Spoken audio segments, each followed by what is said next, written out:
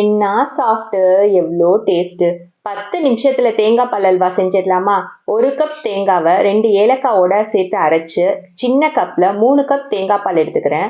2 cup தேங்காய் பாலை மட்டும் 1 கப் கார்ன்ஃப்ளவர் மாவோட மிக்ஸ் பண்ணிவிட்டு பேனில் 2 கப் சுகர் போட்டு 1 கப் தேங்காய் பால் தனியாக வச்சுருந்தோம்ல அதை மிக்ஸ் பண்ணி ஹீட் பண்ணிக்கிறேன்.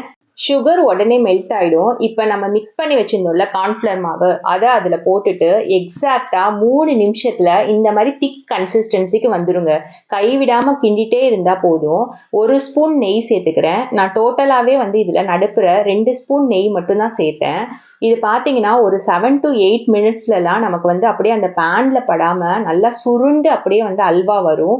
இப்போ நான் கொஞ்சோண்டு பம்ப்கின் சீடு, சன்ஃப்ளவர் சீடு, அதுக்கப்புறம் பாதாம்லாம் அப்படியே மேலே டாப்பிங்ஸாக போட்டு அப்படியே இறக்கி நம்ம கட் பண்ணி எடுத்தோம்னு வச்சுக்கோங்களேன், நமக்கு அவ்வளோ சூப்பராக அல்வா ரெடிங்க.